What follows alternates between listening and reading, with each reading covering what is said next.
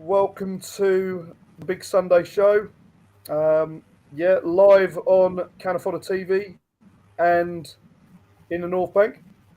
So please drop us a follow and a like to the show on both channels. It'd be really useful. We're joined by someone from down even further than Des. Like down. He's from the down under. Scott, how are you?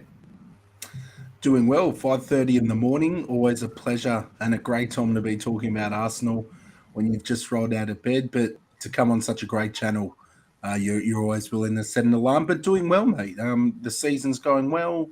It's a great time to be a Gooner, that's for sure. So thanks for having me on. That's good. I mean, that's dedication at 5:30 in the morning to talk about Arsenal. It's good. I'm not sure I can get Des out at 5:30 in the morning talking about Arsenal. I'm not sure. You know what, mate? These days, I think you could because I'm waking up sort of 4 or 5 o'clock in the morning at the moment. I don't know why. All right, don't hold me to that one, then. Don't. That's cool, mate. Oh, don't worry, I won't. I'm just saying you probably could at the moment. No messages saying, "Paul, let's do an early morning show." Well, if you tell you what, mate, I'll be honest with you. It's always a pleasure to be on here. It's good to be on with Scott. Good to meet you, mate. And if you said Des were doing a show at 5 o'clock, I'll be there, mate. All you got to do is send me that message. That's all you got to do. I know. Yeah, last week was a full crowd. But yeah, we've got a nice game to go through yesterday. So yeah, join us after this little intro.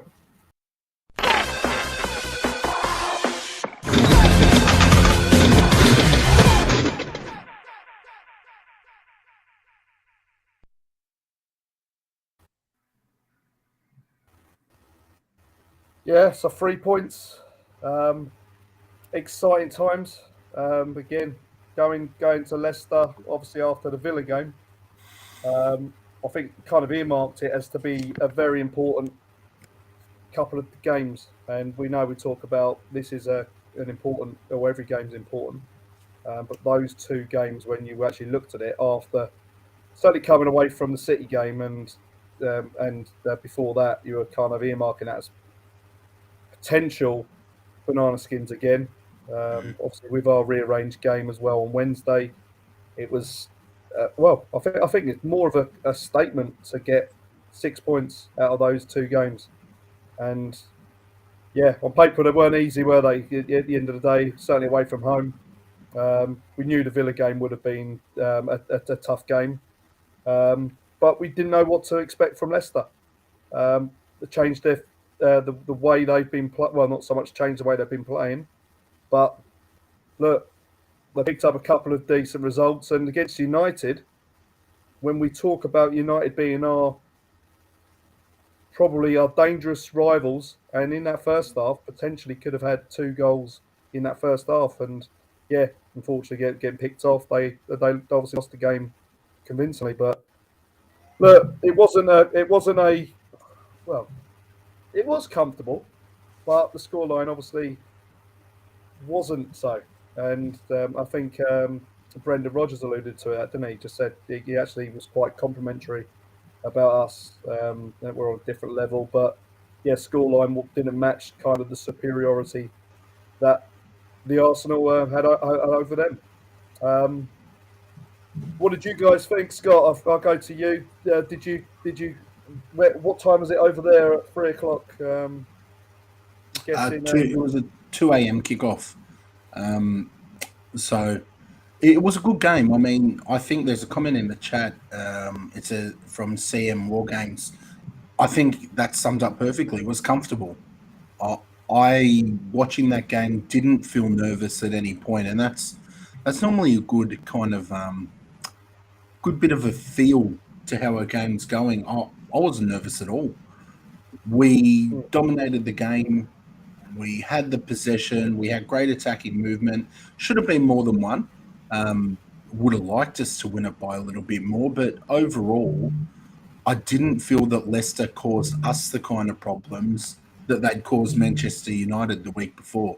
because in that first half of that game, they gave them a really good run, but we restricted them to, I think it was one or two shots on target.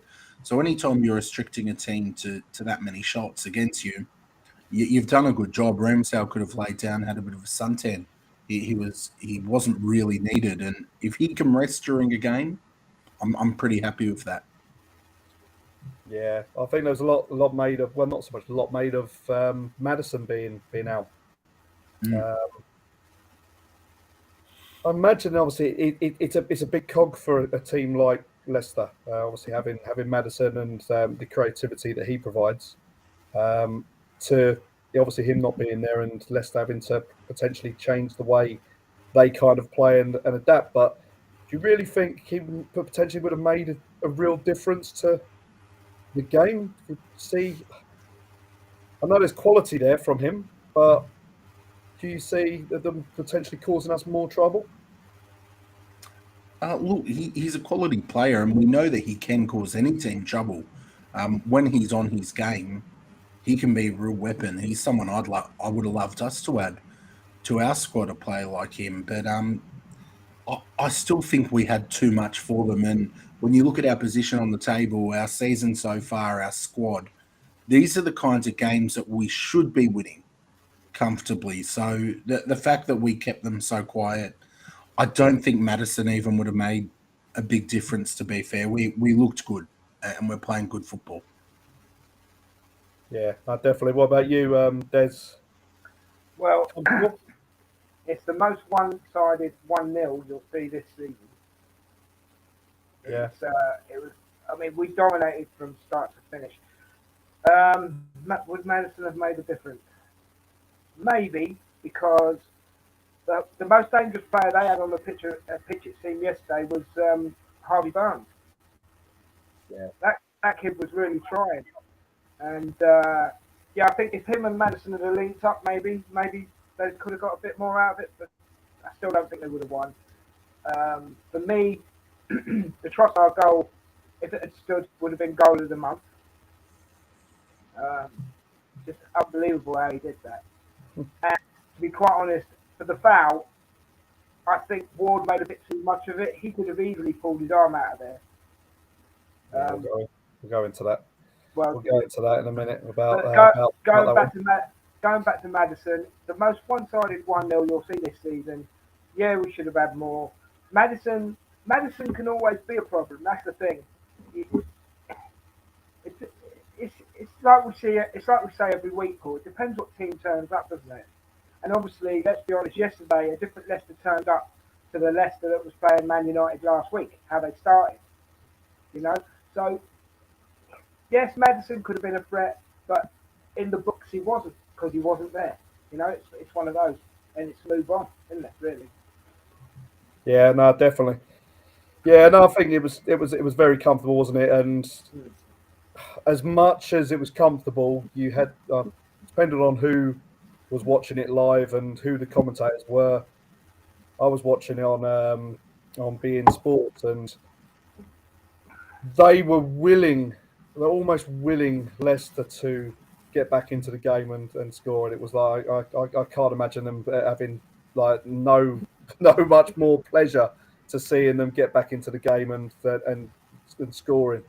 So yeah, you looked at it. You always had that nervous kind of. Well, not nervous. I'm not saying it was a one, but you just always think when it's 1-0, that kind of moment where you kind of it's 1-0, but you only takes that one chance, and that was the only thing about it, wasn't it? It was just like you think for all that domination, and it's still 1-0. We weren't really creating real clear-cut chances as well. There was a lot of possession, and that was it. But look, 3 points. I don't care how we get it. And yeah, like what Richard had said, one shot the whole game. Yeah. And that was after an hour. Yeah. If you're doing that to a team, you're doing something right, like what Scott said. And we just, even when Iheanacho thought he'd scored, I mean, you could tell it was offside straight away. Yeah. That was it. Sorry, Scott, Go can I on. just say one more thing? Credit to Leicester in the respect is that they didn't go direct, because they could have turned that into a direct game, and they didn't. They played like we play, and you got to respect them for that. I mean, there was a period in that game where it did start getting a bit, not so much feisty, but it turned into a bit more of a physical kind of battle. There were balls going high in and around. I don't know if you watched it live, Des, but I know I'm trying to think if it was in the second. Yeah, it must have been in the second half. And yeah, there were balls coming in. Xhaka must have had about 4 or 5 bangs to the head going up. Yeah, again, the ref didn't give one of them, and he made sure that he got the foul. So it was kind of he went and done a little bit of a Højbjerg and fell to the ground, belatedly. But look, if you don't get the foul, then and this is the whole like talking point of players going down and feigning injury and feigning contact. If they stay on their feet, they don't get that decision. But if they go down and make a meal out of it, they get the decision. So it's just frustrating to see that and again, Saka's the same where he's got a bit of contact on him and he maybe tries to stay on his feet and then loses the ball and then the ref just says, "Oh yeah, play on." Whereas if he goes down, falls over and does a couple of spins on the floor, he probably gets the foul every time. It does a Jack Grealish. That's it. We got to look at it. We got to look at the method that Jack Grealish does over like dark arts. The dark arts, mate. Yeah, you can't be legit in football anymore, can you? Like you say, Saka, he'll try and stay on his feet, but you can't be legit. If you want a free kick, you can't be legit anymore. No. But we obviously got to start off with that that passage of play, don't we, for the goal for like you said, goal of the month. I thought it was it probably could have been one of the contenders for the season. In all honesty, the way it got moved inside and then pinged straight into the far corner, and you look at it and you see that happens pretty much. Like I don't know that kind of every week. Box, and you look at it and you think, yeah, all right, Ben White's got his arm. But if there's any struggle from that goalkeeper is wrestling his arm away from Ben White. It sounded like, or it looked like he was just wanting to hold Ben White's hand. Yeah, I would totally agree. Yeah. And I see it. If it's that much of a hindrance, there'll be a lot of force to try and pull himself away, and he'd probably be unbalanced and not get the ball. Whereas he still managed to get a punch for the ball. And in all honesty, I don't think that's a foul. He's got the ball clear. It's what happened after that was the cause of the goal. As an ex-goalkeeper, but as an ex-goalkeeper as well, if you watch it again, the way that ball came in, even if he'd have had both hands, he wouldn't have caught it. He would have punched it. He would have punched it, and you would have had the same outcome. Yeah, and then so that's what I'm saying. It's when you look at it like that, and I put down in the scrolling bar, like the bar they talk about, say like for fouls in the box, where does it sit? Because we look at that, and that was very minimal. Yet we see all the different type. You can go to, I think it was the Villa game at home, wasn't it, with Ramsdale being held on the line. I think it was Villa, wasn't it? You could even go back, back to that away game at Brentford.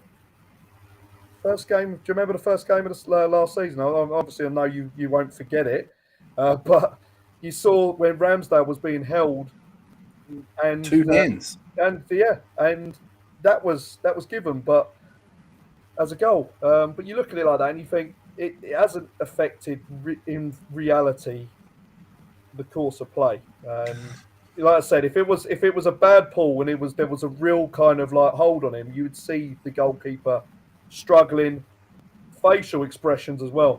I think are the key as well, and it's just silly. And then you see the Saka penalty in the same like kind of instance, and you look at it and you just think, well, there's more contact on him. definitely. Yeah, admittedly, the ball probably is nowhere probably near getting to him, but that's beside the point. He's the you've got to last look man. at it as well, boys, and ask yourself, was that a clear and obvious mistake? Now, mate, I've had more hand holding on a first date than there was in that first incident. It wasn't clear and obvious. If you had to zoom in that much to look at fingertips over the top, any kind of force, Ward could have sneezed and his hand would have broken free from that. It wasn't clear and obvious to me, and that brings up, I guess, the wider VAR debate. And I know on our channel, it's almost a regular staple. Like we're talking about VAR every week. What have they got wrong this week? But then you look at the Saka incident. There was so much contact there that it was clear and obvious that Harry Suter, who for me, I love him as an Aussie, a top defender, old school, proper mentality. But there was undeniable contact there. So to me, it's just about that consistency, because when you're in a title race, or if you're in a relegation battle, or you're really pushing for top 4, top 6, little mistakes like that can make a big difference. And I think we were just very lucky that it didn't come back to haunt us today, because Trossard hit a beautiful goal for me. And we should have had a pen for Saka. It was pretty clear, very clear. Yeah. Can I just go back to the goalkeeper thing for a second as well? Because I've watched it quite a few times.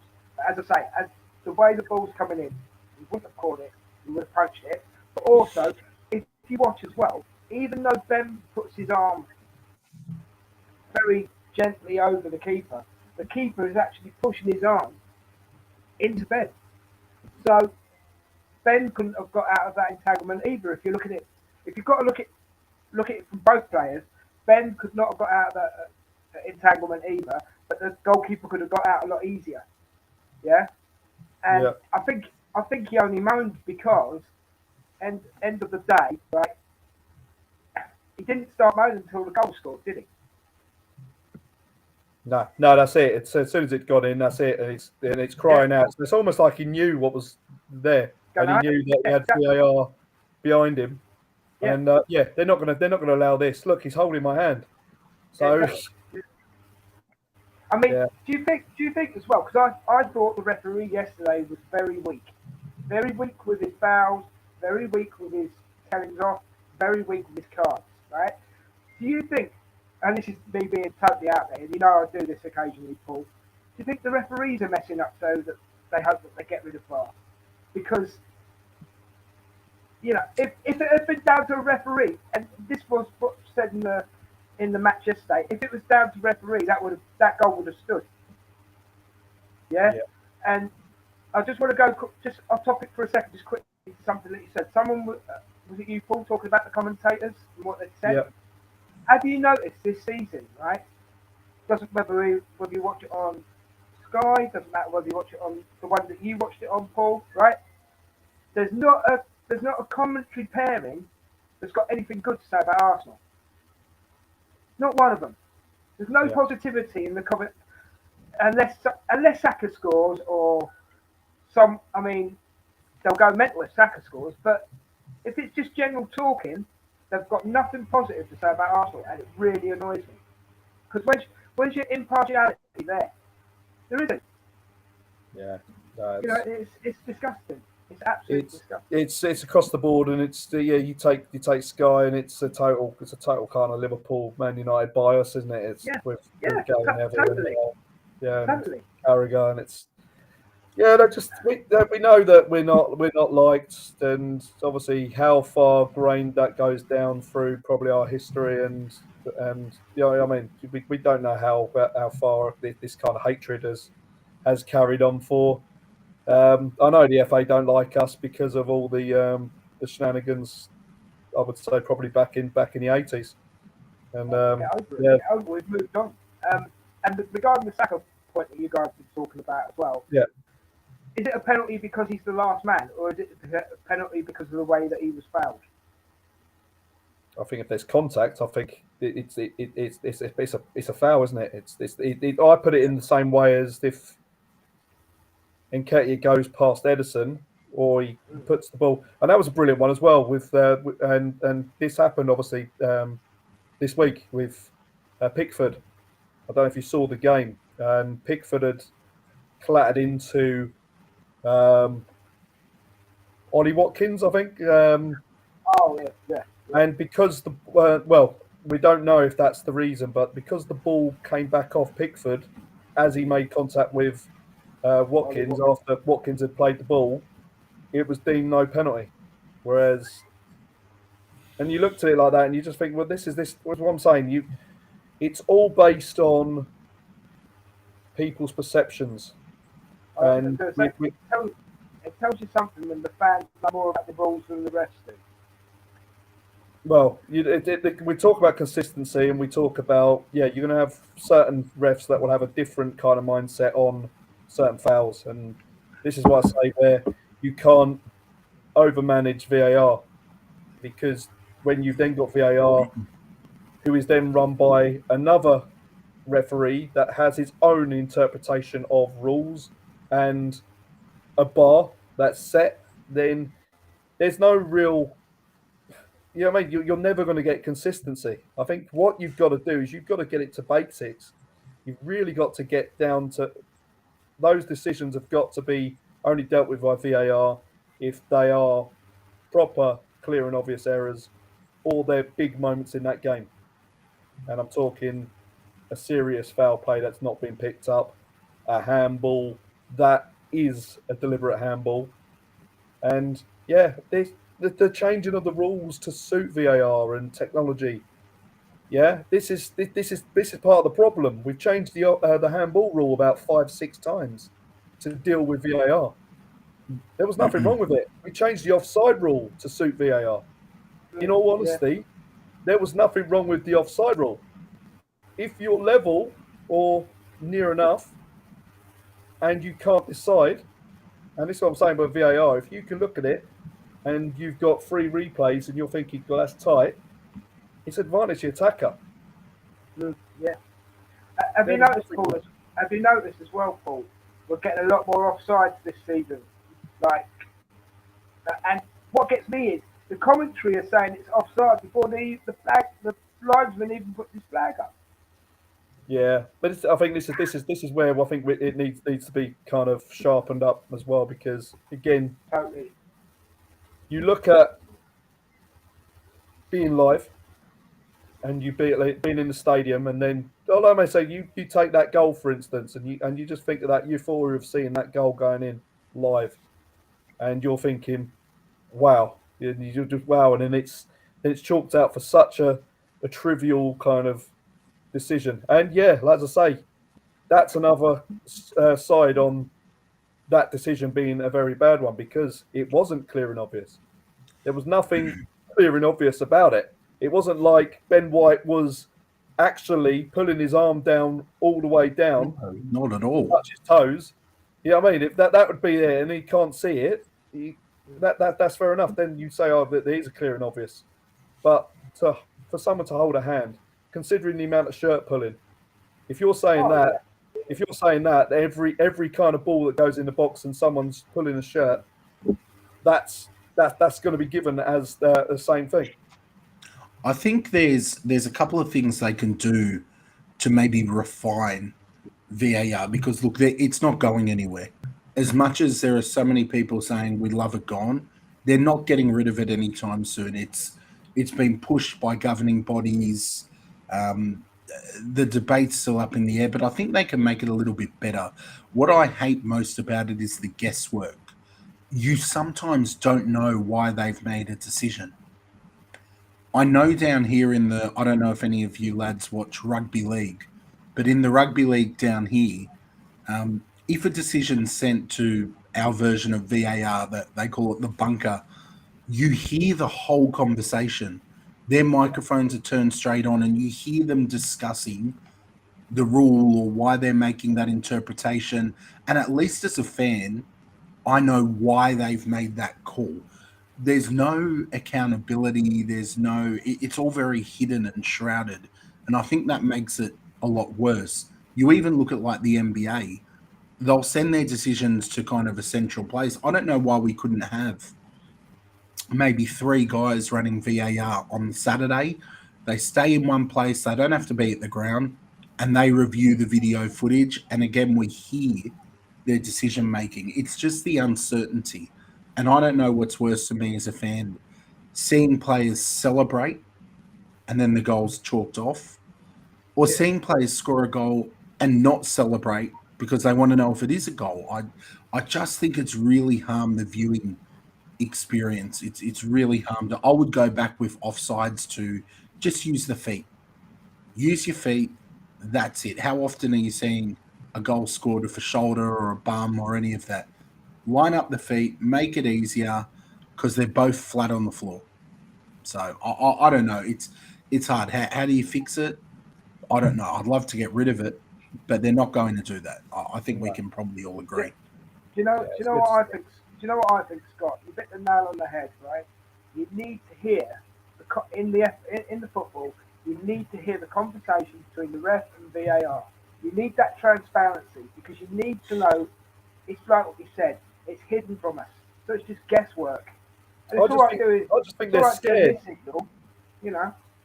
I think they're scared to admit that they have made a mistake or an error, or made to be in a way where they've done wrong, and that puts them as being weak. And because it's a because it's an organisation. Yeah. That's why it's because it's not say it's a separate organisation. If they then mic everything up and everything's said, then I think personally, if they do come up and they make a bad mistake, then that makes them feel weak. And this is what I've said about the Lee Mason thing. That's made them very, very weak with that decision, and they had to make or have proper action on it. Hence why he's no longer there. But that's the other side of the coin, though, Paul. Because end of the day, they put themselves in that position. Yeah. It's not down to the players, the referees that have put themselves in that position. So if you put yourself in that position, according to my book, and I hope you agree, lads, that makes you accountable. Well, that's it. Yeah? There's a lack of accountability. And that's what we need back in the game. We need that back in the game to get some sort of, not justice, but get it right. Because you're messing up the game that people know. Yeah? And you're costing team points when they could have won those points. And I'm not just talking about Arsenal, because I know it's happened to other teams as well. If you're speaking in general, it's costing team points, which could cost them a relegation. It could cost them a European place, even a league. It could cost them a championship. Yeah. So where do you draw the line? That's the thing. And you go back to something again that you said, Paul, and it's true. I mean, Saka, right? Every week he nearly has the shirt pulled off his back. But you don't hear the referee blowing up for it. What was it a couple of weeks ago? Something happened to Saka, but he got booked because of his reaction or something like that. I'm not. Yeah, he's done it. It's a couple of times. Then it goes to show he said like 4 or 5 bookings now, where it's like, well, he's but like the kid hasn't done the most failed, but he's then got the most bookings. It's like, well, it's what do crazy. you expect? What do you expect? Yeah. I agree with Scott. Use the feet as a marker because, I mean, yeah, and I'm just so surprised that but you're bringing trouble to your own door because with the fans, either it be live or on the telly, and not hearing what you two fellas are talking. You could be cracking a joke to each other for all we know. Yeah. Do you know what I mean? Yeah, and I think I've been the one for it where why don't those referees come out after the game? And we talk about decisions and everything like that, and managers having to come out after a bad result, having to really kind of almost come out very unprotected, very raw in their emotions, and they've got to come out and they've got to say as it is, and the journalists are baying for them and they want them to say something controversial, but the referees can just pack up, go off. Then there's nothing heard from them. So I'd be more inclined to have that, where you have the referees at least documenting why they've done certain decisions or why that was given, or even the PGMOL come out and just say a statement or whatever after the game. this is why, this is what's happened. Whereas opposed, you have to wait another week for it to come out, or early in the season, about 3 months, when they suddenly admitted that one of our goals shouldn't have been disallowed. It's or an apology that's too late. You know? yeah, it's an apology that's not going to give you 3 points. Yeah. It's hard. It's hard. They're almost damned if they do, damned if they don't. I mean, they came out, they apologised because everyone was saying, admit that you got it wrong, admit that you messed it up. They came out and did that. And then, you know, you had sections of the fan base saying, well, give us our 3 points, replay the fixture. That's not realistic.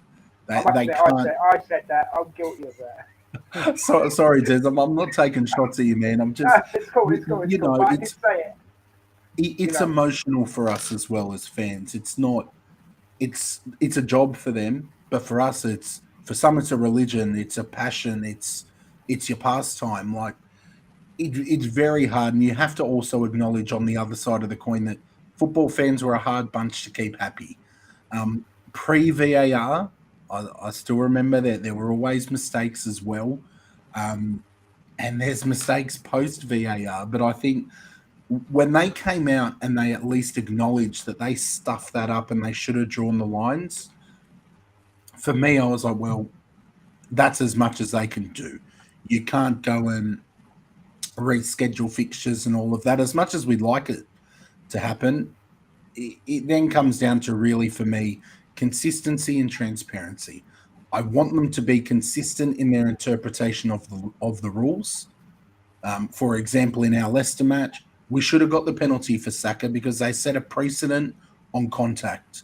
If you're going to rule out that first goal for Ben White's contact on Ward, then you need to give us that penalty for Saka being manhandled by Harry Souttar. And it's transparency as well. And I think the easiest way, if the rugby league down here can let us hear those conversations on a fraction of the budget, then I don't know why the Premier League can't introduce that technology. Who knows? Can I just defend myself for a second? No, guilty. Guilty as charged. No. Guilty. How many years you're on it?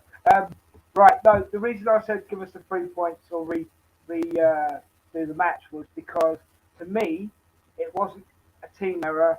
It was definitely down to a referee error, and it was to be honest, it was my gut reaction, and obviously I was angry at the time. Do you know what I mean?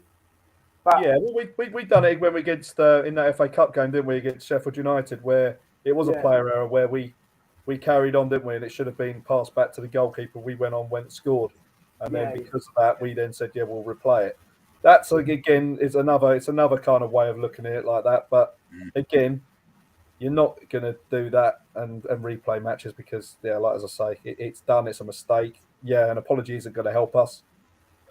And yeah, it got dealt with in the long run. But I definitely wouldn't want to be a ref in this no chance.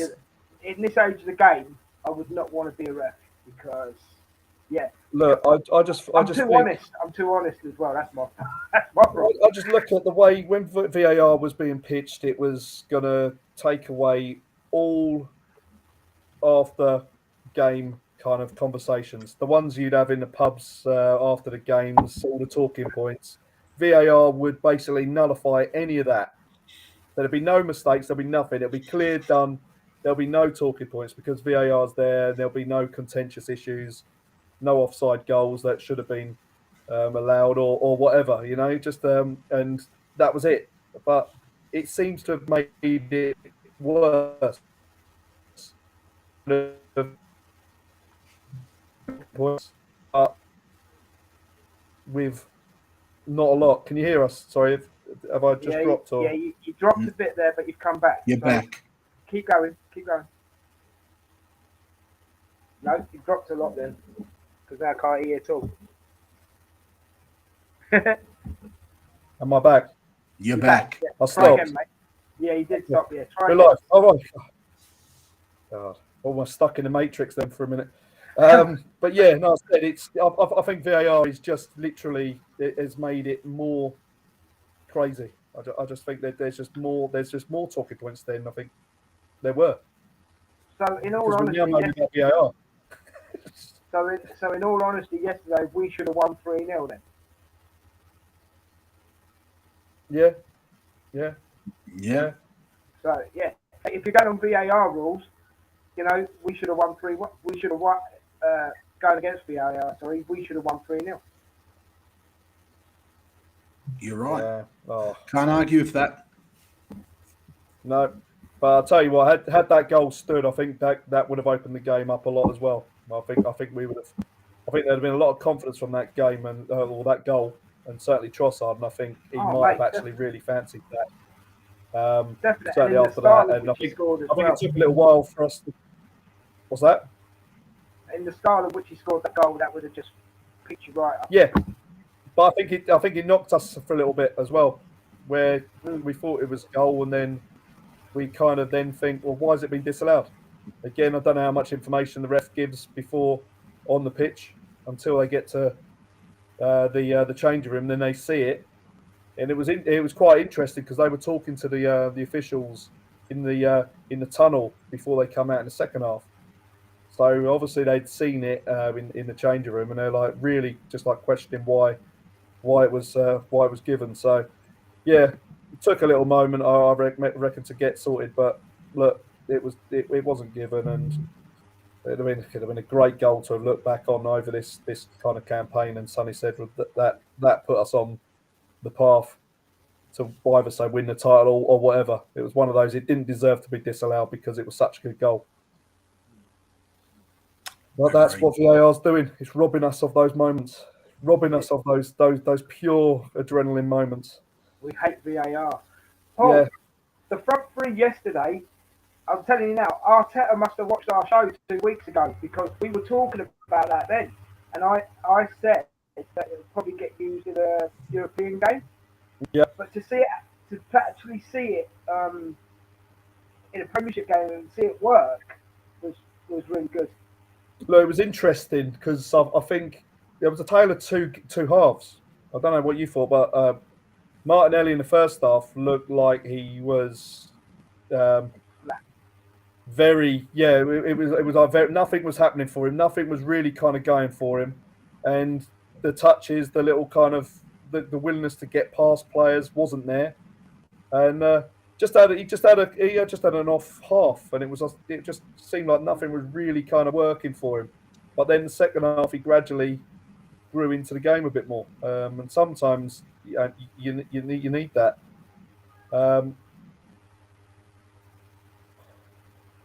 Oh, sorry. What am I talking? I'm talking garbage, aren't I? Oh, I got into a tangent about Martinelli. It wasn't obviously in the first half, was it? It's all right. Don't worry about it. But I'll tell you something I noticed about Martinelli in the first half, and this might back you up, actually. Yeah. He took too many touches. Yes. He's not in form at the moment, though. I think he's still young. He's a player who was flying earlier in the year on confidence. He's just not in form, and he's got to play himself back into form. Now he's in a new position at the club where he's really got someone breathing down his neck for his starting spot. He's got Trossard there who could displace him. So I just think we're probably going to take it as it goes. I mean, he finished the goal really nicely, which is a positive. I think he needed that goal. But he'll probably just need a bit of time. He'll play himself back into form. I've no doubt. The kid's got so much talent. It's ridiculous, but it's just been a patch. And obviously playing with Zinchenko, Zinchenko plays very differently down that flank when he's on that flank to Kieran Tierney. So I just think we probably got to go easy on Gabby, give him a chance to adjust. He's certainly missing Jesus. He's certainly adjusting to Zinchenko being there. And he's not in great form either. So with a bit of time, I think he'll come good. Don't get me wrong, Scott. I love the kid. I actually think he's a great player. But I just noticed yesterday in the first half, he's just taking that one too many touches where he possibly could have crossed the ball or just, I don't know. See, this is what I don't get about Zinchenko, right? Played well yesterday. Glad that he was captain for the day. You know what I mean? But he was at that corner of the box where he could have put a nice diagonal pass in, and there was too much tic-tac, bob, bob, bob, where he could have just And he had space as well. He could have just put some nice diagonal passes in from the corner of the 18-yard box, and I think we might have scored a few more. Do you know what I mean? But that's what it is. Because we're fans, we're that critical that, for example, if Martinelli does take one too many touches, we pick up on it.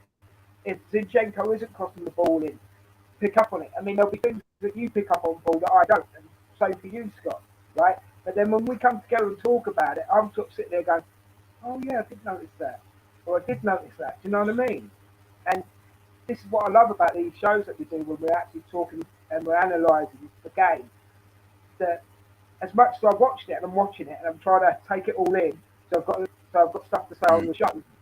You guys have brought up points that I haven't even considered, and that's what I like about the way Arsenal are playing at the moment as well, because they're doing stuff that I haven't noticed them do before. Does that make sense? Yeah, Perfect sense. I noticed that in the first half, just that it was that little bit slow to kind of get that ball in, and we're talking about that kind of nice, real quick, kind of like low fizzing ball into the box, where someone can go and attack. And I think Xhaka had one where it kind of maybe, again, we look at it and it isn't a negative on Xhaka, because look, he has been one of our mainstays this season. But when obviously he picks up that ball in that kind of area on the edge of the area, and then tries to fizz the ball through as he's doing a little overlap, and he was just a little bit slower on that delivery into the box, and it gets cleared up. But someone a little bit quicker might have found that space behind the defenders. So look, we have to grow into the game, and we have to get sharper, don't we? At the end of the day, and look, we can't have the swashbuckling kind of start that we have been so accustomed to this year. But look, had that goal gone in, I think that it would have been a totally different game. Anyway, It could have opened the floodgate. Yeah, but yeah, Colin's in the chat. Just going to dip into there, guys. There's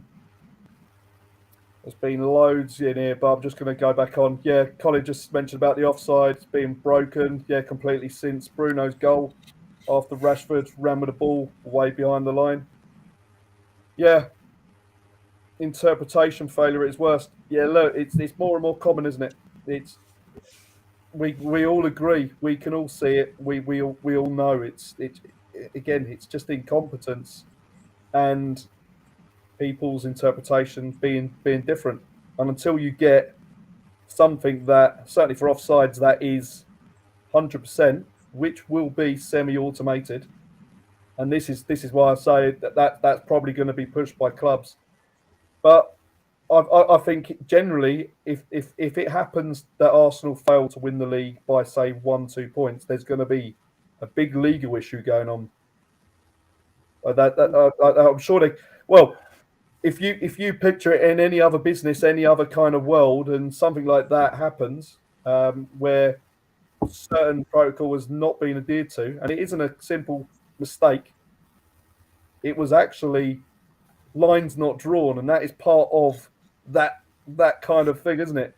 And you're questioning that, and you're suddenly saying, well, that goal should have stood or should have been disallowed, but because we didn't draw the line, we don't know. Yes. I'd hate that. I would absolutely, as a fan, if it got to that point, let's talk hypothetically, we lose the league by a single point. If we then tried taking that through court, I think as a fan, I'd hate it, because it could only really go two ways. They overturn it and they then give you the points and you take the league, but you've taken the league because you've gone through a kind of legal case to get it and complain, or you don't, and then you're embarrassed because you went and took it to a legal case. I don't know. I think you have to make your own destiny, and the league's played over 38 games. Yeah. Now that was one clear-cut, admitted bad mistake across the season. But there have been a lot of mistakes across the season as well that have been caused by us, where we haven't taken chances or We haven't broken down the low block. I just think over 38 games, every team's going to lose some points through errors. And you've kind of just got to go and you've got to make up for that. Like when we went through this little blip, guys, where we lost points against Everton, etc., I wanted to see the team fight back. And I'm glad we've done that because that's us taking ownership of our season. We could have easily dropped the heads. We could have easily just dropped more points. But the squad's shown a strength to bounce back. I think you've got to take ownership. And we can't keep holding on to that mistake all season. We've got to go now and make it right because we've made some of our own mistakes. And I think they've cost us probably more points than that one mistake that they've made. I don't know if it's just me whinging or whatnot, but You make good points, mate. No, I think from that legal side, it wouldn't be you'd be saying about more. Oh yeah, we want the points. We want it to redo. So that means we would then go and win the league because we missed those points. It's more, I think, because of that total negligence for how they have set the rules up. And obviously, if every team has agreed to those rules, then again, there's accountability to that side, and that accountability comes from PGMOL. And you're suddenly saying, as a club, as a business, yeah, again, there's money at stake from finishing first or second. That's a business side of things, and you're suddenly thinking, well, in the smallest or the simplest kind of form, that's what has failed Arsenal or what Arsenal have missed out on. But that could open up that gateway for suddenly we suddenly seeing that semi kind of automated offsides coming in. I don't know. We've all seen it in the World Cup. Yeah, I'm like with Scott. I don't think we should do it through the courts. If we lose it, we lose it, right? And what we shouldn't do, and what we have been guilty of in the past, is relying on other results. Yeah, you always got to. Don't rely on other results. Get on that pitch and win the game. No matter who you're playing, the first goal is get on that pitch and win the game. Don't think, oh, hold on, if we lose against them but Tottenham beat them or Man United beat them, then we're still okay. No, make your own destiny. Make your own future. Because at the end of the day, get on the pitch and do what you're on there for. Yeah? I know that it's a really, really simplistic way of saying it. I'm sorry, but that's how it should be. It should be, right, we're playing Everton next week, okay? We need to be, if we want to win this championship, we need to get exactly. Every time we step on the pitch, we need to get the job done. I don't want no lawyer at the end of this season going, oh, we've won the title because it's a fake title then. You haven't won it because of the football. You've won it because the referee made a mistake. You've been awarded because of their mistake. It's not a real championship. I don't want that either because then that's tarnished, isn't it? It's one of those where you suddenly say where you get the asterisks above the where the points are, and you're suddenly thinking that doesn't seem like quite like a normal title or whatever.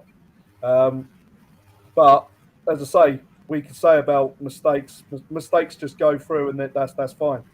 It wasn't a mistake. That's it. It was negligence and a total lack of understanding of the rules or following the rules through and the process. I accept that.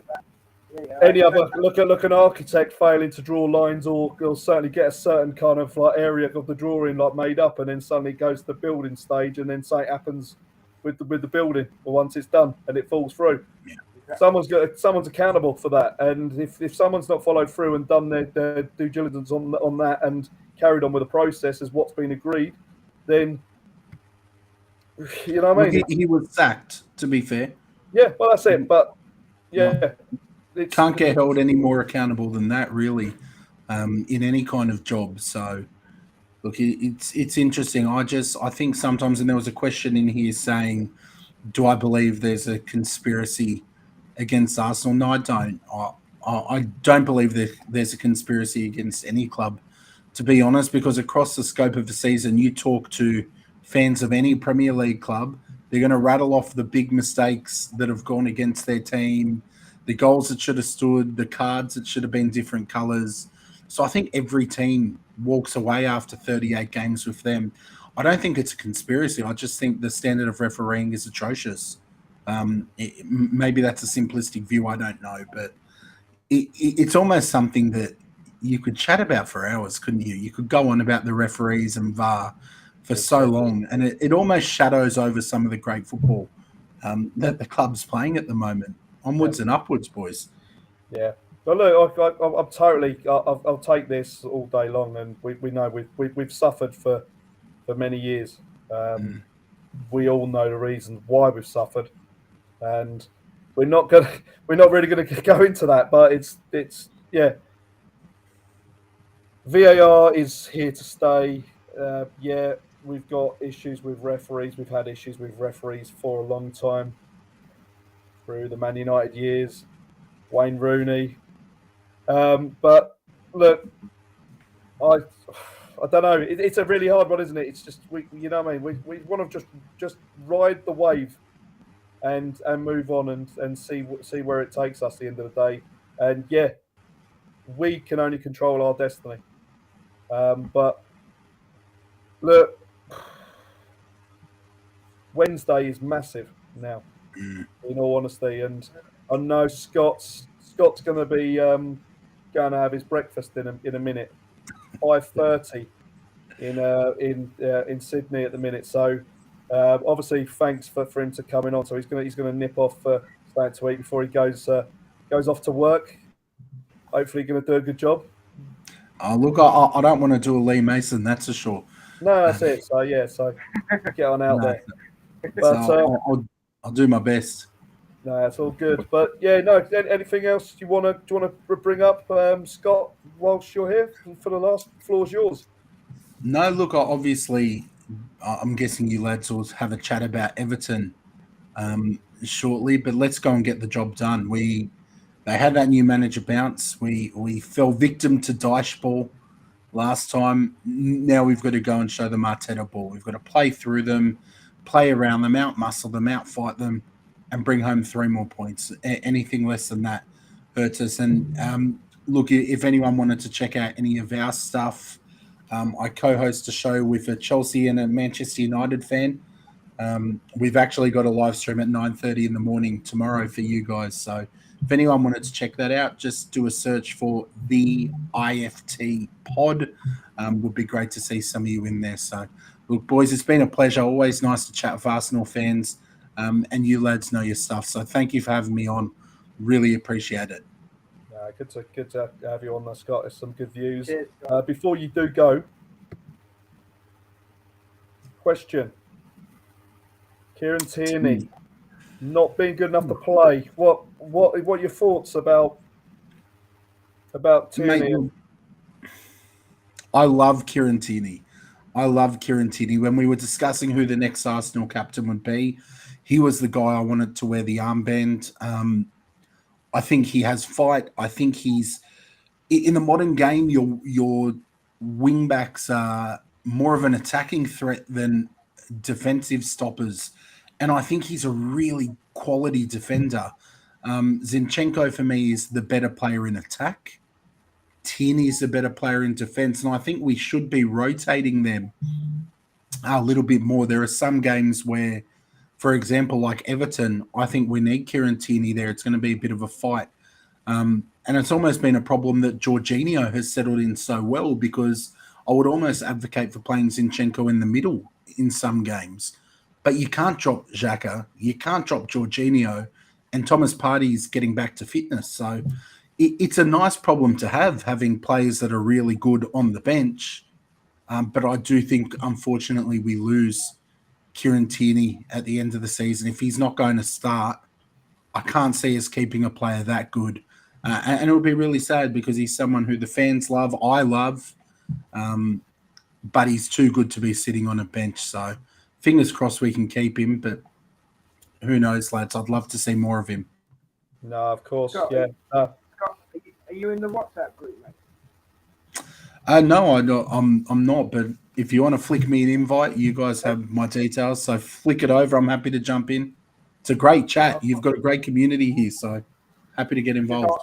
I want to check out your channel, but is there any chance you can put it in the chat?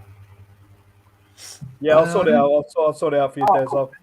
I'll sort it out. I'll get it off, Scott. No worries. I'll leave it with you.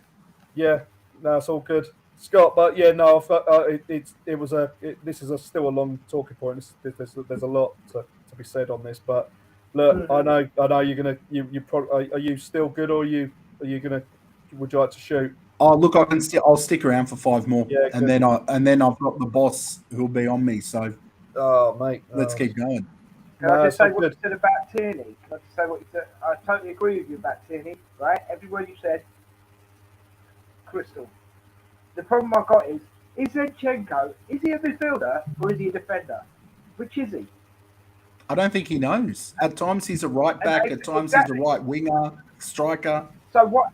Why don't we give the X-Man, the legend? Why don't we give him a week off? Put Zinny in midfield, about Tierney at the back. That's another. You know, we've talked about the front three, Paul. That's another option on that side. You know what I mean? It is. It is just that big area, isn't it? And where you need to have that proper balance. And we've said we've struggled for so long at Arsenal having a balanced kind of midfield, and that is the area. If that fails again, you're going to find potentially a broken up kind of display again. And look, that is true. we can't. We obviously want to get Partey back in and playing, but again, whilst it's not broke, yeah, obviously injuries deal with it. But look, well, Jorginho's done really well though, hasn't he? Well, come on, he showed. Look, there were so many people going on about Jorginho not being the right player for Arsenal. Yeah, because he's Chelsea. There's a player there, but again, look, he's shown it. So if he can come in and can do a job in the now rather than the then, or sorry, in the future, I'm talking like a Mudrich or whatever. That's what we need now. We need people that can affect our play now, and that's our importance on that. Certainly, this January transfer window, it was about getting the backup and certainly getting players that can affect us now rather than say like later on. And in the summer, it's that Premier League proven thing, isn't it? Like the Trossard, Jorginho, the Premier League proven. So, and let's be honest, Trossard, and to a degree, Jorginho, they've hit the ground running. So, you know. But my view on Tierney, I think he's been very unlucky with his injury, coming at that wrong time.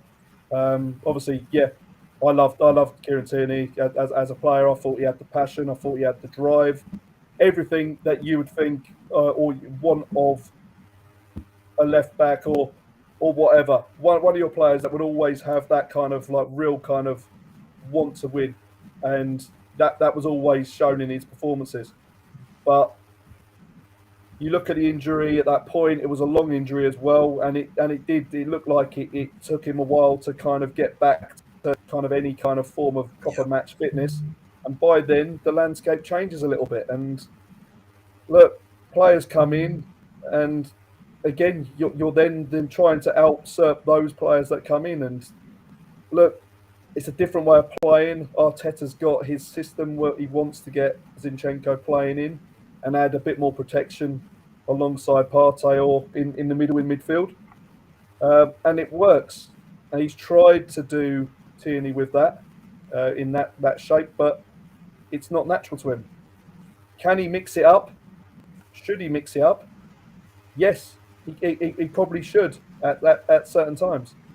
Certainly at times in games that he should try and kind of provide a bit of width. But I don't know. You look at it, you think that there's obviously they're more savvy to what's behind the scenes and how he's playing, and there's obviously something concerning them that isn't really getting in that game time. I know there was a comment about Tommy.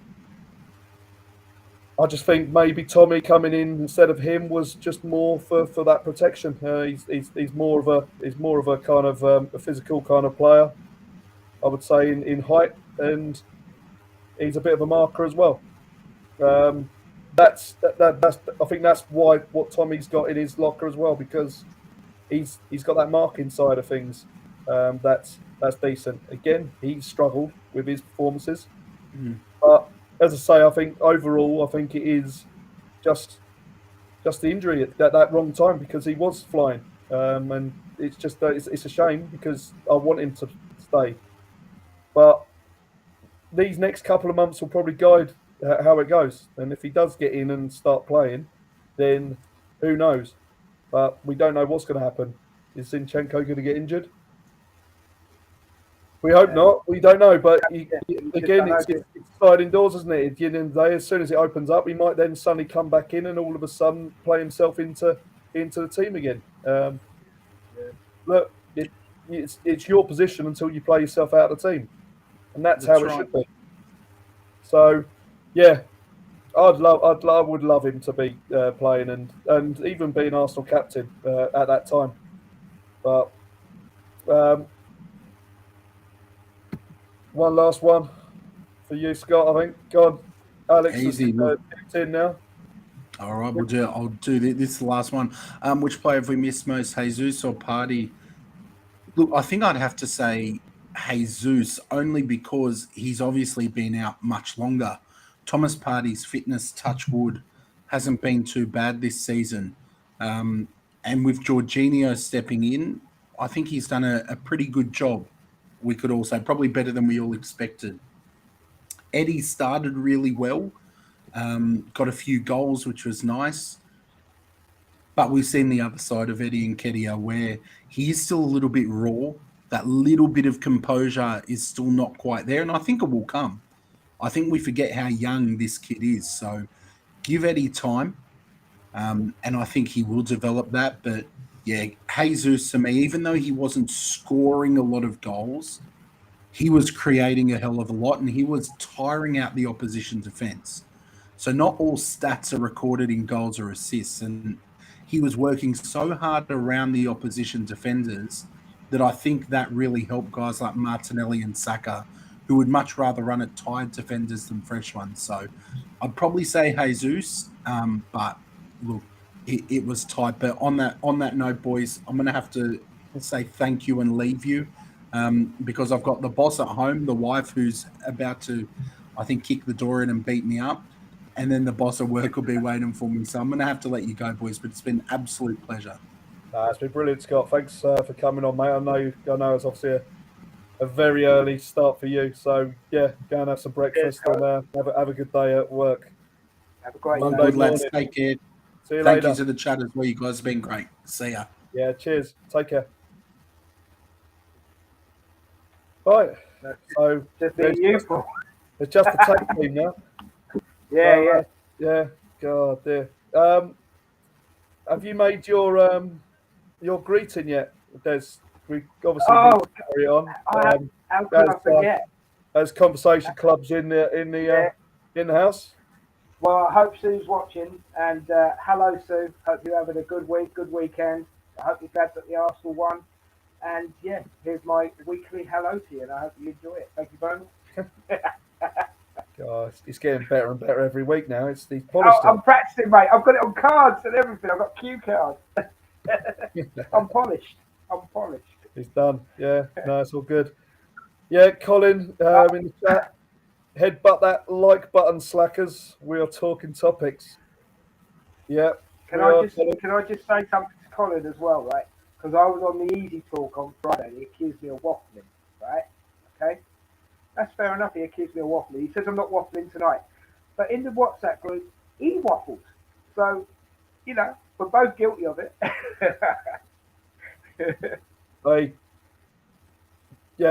As confirmed, Des is waffling today. I reckon you're a public waffler.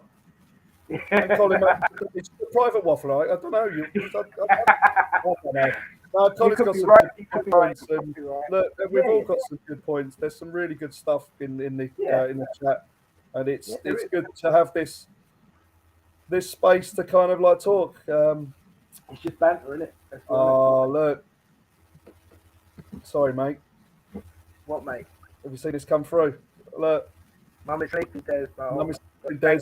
Oh! You'll have to play. I'll do on catch up. Yeah, play it to a later English. You know what I mean? But I do a shout out. If you've watched for the last 4 or 5 weeks when I've been on, I do a shout out for her every week now. So I hope that makes her smile and makes her day. At least. God, see, we go the extra mile, don't we, Paul? We tried. My man of the match yesterday, Paul, can I just say, was Trossard. No. Okay. I think Trossard was man of the match yesterday. That ball he put through to Martinelli for him to score when he nutmegged him, and his goal would have got him man of the match no matter what if it had stood. Yeah. I think there was some nice touches. I think even Odegaard was, as the game went on, he was just popping up everywhere and just keeping it moving. My boy's been quiet lately, I thought the two defenders were really good. The central defenders. Yeah. Again, Totally agree. I talked about that kind of that passage of play where it started getting a little bit physical, and balls were kind of going up in the air, and they were dealing with bits. Again, crosses coming in. Again, Harvey Barnes, like we said, was really, really tricky to play, and it'll be interesting to keep an eye on him and his development, because, yeah, he could be an interesting player, certainly down the line. But look, too many of them. I think, yeah, Saka was a decent one as well. I think it was quite quiet. Quiet in the first half. I thought as he went on, I think he started. He picked up a bit more, didn't he? Yeah, he did. Yeah. But what I will say about this, right, and this isn't taking anything away from Saliba, but everybody talks about Saliba, okay, and rightly so. But what I like about Gabriel is he goes about his business quietly and he gets the job done. He played really. He's my second man of the match yesterday. Yeah, genuinely thought he played really well. Yeah, I look at Gabriel, and I think sometimes again we know that he's that one defender that could potentially be ruffled, couldn't he? And yeah, you look at it like that. Saliba has been ruffled as well, mate. Well, that's it. But they both do. But if you can get one of their skins, and we've seen it with the City game. Yeah, Gabriel flares up a bit quicker, doesn't he, than Saliba does. Yeah. But they were strong, they were powerful, and they dealt with it. They recycled the ball well, and they were calm in possession because Leicester were pushing and pressing us fairly high. They were pressing. So to deal with the ball in those areas was decent, and look, they've done nothing wrong, and it was good to see. Certainly after that Villa game where they were given a proper test. Yeah. I don't know if you saw after the game, and they apparently had a bust up on the pitch, which again I didn't see that. No. I can't see. I'm picturing it like a bit of banter. I think people have basically put 2 and 2 together of them pushing each other. Yeah. As they're having a disagreement. I'm just thinking that they've done a push, as in a G up kind of moment, and then got straight off going other directions, then celebrating. It's like, I think it's a little bit of media. Someone trying to stir up a little bit of hysterical kind of situation. Yeah. But look, we just got to roll on to Saturday now, haven't we? Well, what did you think to Alex's question? Who have we most missed? I answered it on Friday. For me, Jesus, because Jorginho has more than covered for Partey, and I think he's worth the 12 million already. Yeah. I'm probably going to get the chat coming at me for that, but I know we're all ex-Chelsea player, ex-this, ex-that, but he's an Arsenal lad now, and he's playing well, and he put some lovely passes together yesterday. He's very good with his progressive passing forward, Yeah, and yeah, that's it. And he's playing in a system that actually allows for that. And yeah. I think that's the key thing with these players that are coming in. They are to be suited for Arteta's style, and that's what he wants. And at the end of the day, he's not going to go spend loads of money on someone that potentially might not suit properly the style, or there might be a question mark. But he knows that there's a player that he's tried to sign for 4 years through at City, and you look at it like that, and you think, well, no, he knows there's a player there who he play the way that they want to play, so get him on. And yeah, that direct necessity of a replacement for Partey is no longer, because we can see it now. And does that also now mean that we don't have to quickly jump into that once he's back, get him back in there? Yeah, I know he's come on for 10 minutes, but I think so. Yeah, I think so. But also, does it not also make you think, Paul, that Chelsea were not utilising Jorginho right? look, I think they're not utilising a lot of their players now, and you obviously see them losing again with Tottenham. I don't think they've got a plan. I don't think they've got an identity. I don't think they've got a philosophy of how they want to go about business. And I mean, I know it's only been 2 or 3 games with Jorginho, and you could say the same for Trossard as well, right? They look like they're enjoying playing for Arsenal already, and they've only just come in January. You can't knock it. No, that's it. 100%. You can see. I mean, there's. I'd much rather be in our position and seeing the way we are than being Chelsea, and again going on another spending spree, distorting the market again and buying anyone and everyone, and then suddenly thinking, how do we get them on the pitch? But I'd rather take one of their players. That we've done it with David Luiz, and he's done all right. And again, he had his moments, but the majority of the time, he was an assured head, a kind of elder person within that kind of defence. But yeah, it wasn't brilliant. But again, at that moment, we needed him. Yeah. So I agree. Yeah. But yeah, Tommy doesn't lose many one-on-ones. Best one-on-one defender and better coming inside, which Tierney struggles. Tierney will get game time. Competition is healthy for team and club.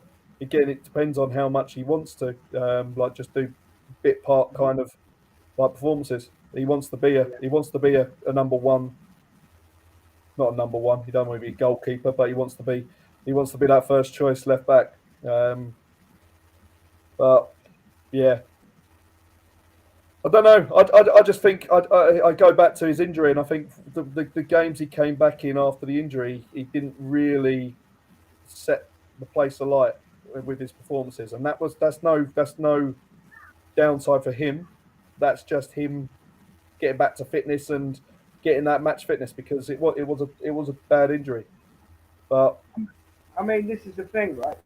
We've got 2 players, right, who are highly respected in Partey and Tierney, but it's like, didn't Tierney get injured getting out of the shower or something? And, I don't know. Well, that's what was flying around. And it's as if Partey, I said it Dropped a on haggis Friday. on his foot, didn't he?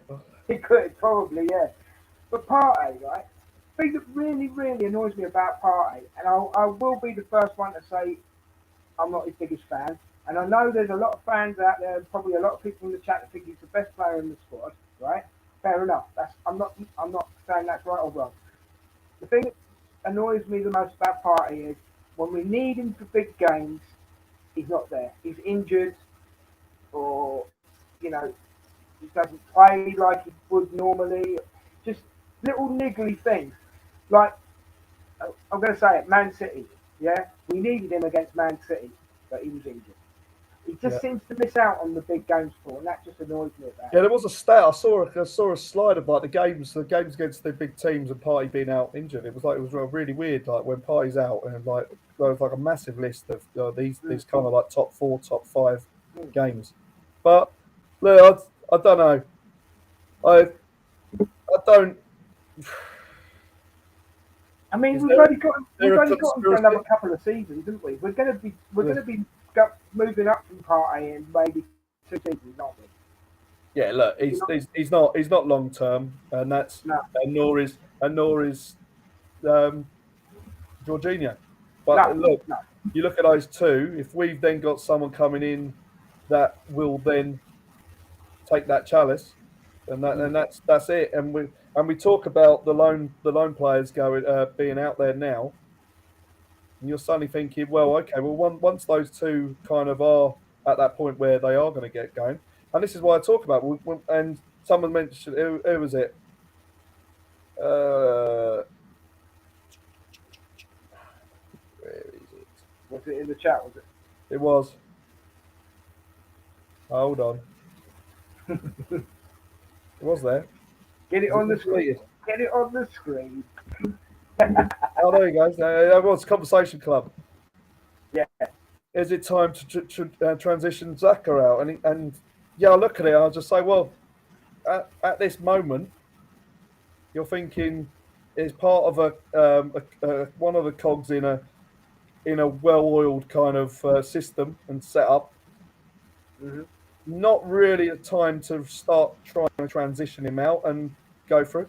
Yeah, we need the backup and we need the resources around them, but we know for fact that in the next 3 years, we probably are going to be looking for players to replace one or two of those three in the longevity of Arsenal. Do you not think that Xhaka may get the same deal as Elneny, like a rolling 1-year contract? Do you think that might not happen? Or do you think he is too far gone? Look, if he's still performing and he's still putting in the performances, then I've no problem with that. You always still need that kind of experienced player. You still need that in and around those youthful players. We're still talking about him being an ever-present. We're still saying about him playing all these games all throughout this season. He hasn't complained once about coming off, about being injured or being tired.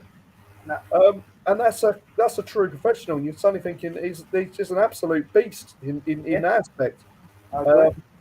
But yeah, if we are talking about transitioning him out, then yeah, potentially let's give him a little break. Let's give him a little breather just to kind of mix it up a little bit, because we do need to start trying players out.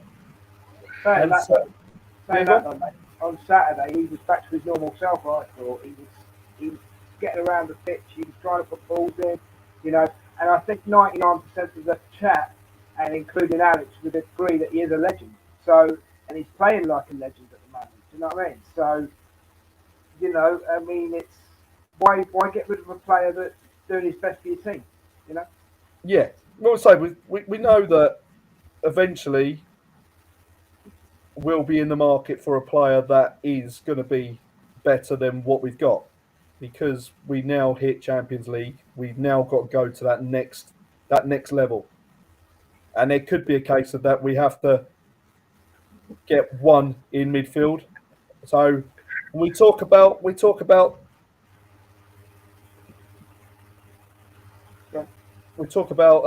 Declan Rice. Not a legend. On Friday, hold on a minute. I've got to he's a legend. Oh no, sorry, not a legend. Oh, sorry. But if I recall, Alex, on Friday in the Easy Talk, you said that you would have his statue in your garden. Did you not?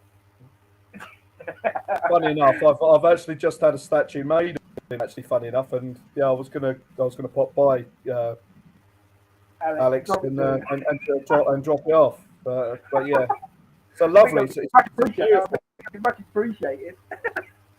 It's brilliant. Hey, I'll tell you what, mate. I'll have one, mate.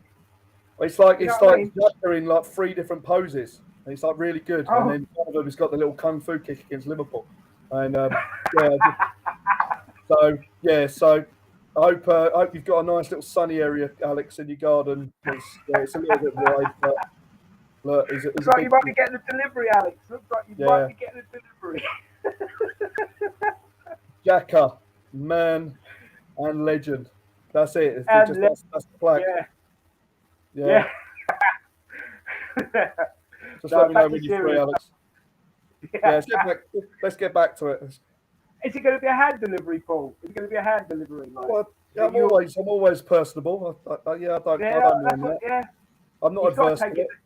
You If can always hand come down as delivery, well. he's got to take it. Hey, You could always come down as well. We might need like two people what? Do carrying a it. double?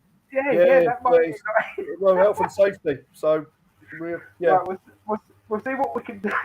yeah, we'll see what we can do, Alex. But yeah, no, not sure when we can get it delivered, but maybe before the end of the season. We love you, Alex, by the way. Don't worry. You know it's only banter. But yeah. Yeah. We just see me and you in blooming boiler suits. Where do you want it then, Governor?